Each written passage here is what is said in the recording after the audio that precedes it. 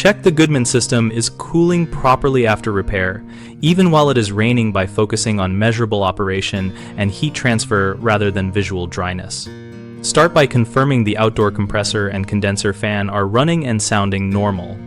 Listen for steady compressor hum and consistent fan speed without grinding or stuttering. Next, feel the refrigerant lines. The larger suction line should be cold and may sweat, while the smaller liquid line should be noticeably warmer. If you cannot safely touch the lines, use an infrared thermometer held a few inches away to read temperatures.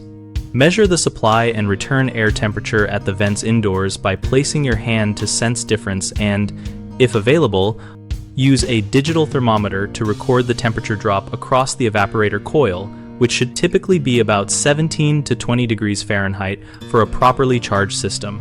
Check the condenser for heat rejection by placing your hand near the discharge area to sense warm air expelled from the top or sides.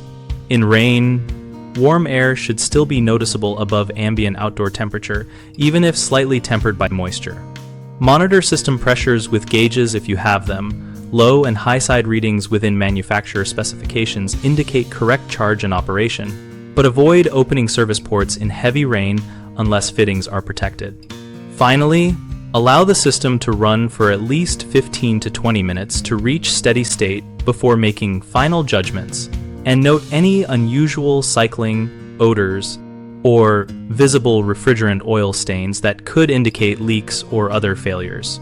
Common issues include the compressor running but no cooling because the system is low on refrigerant, which you can suspect if the suction line is not cold and the temperature split is small. So check pressures and look for oil around fittings. Then arrange proper leak detection and recharge by a qualified technician.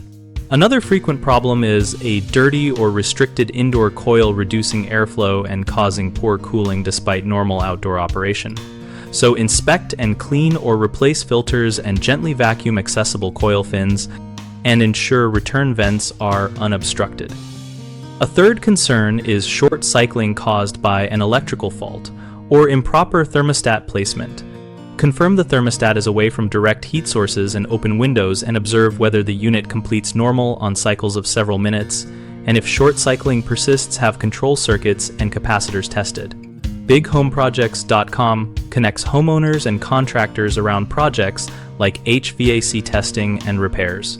We help homeowners find local professionals and host a discussion community where we all share experiences, troubleshooting tips, and referrals.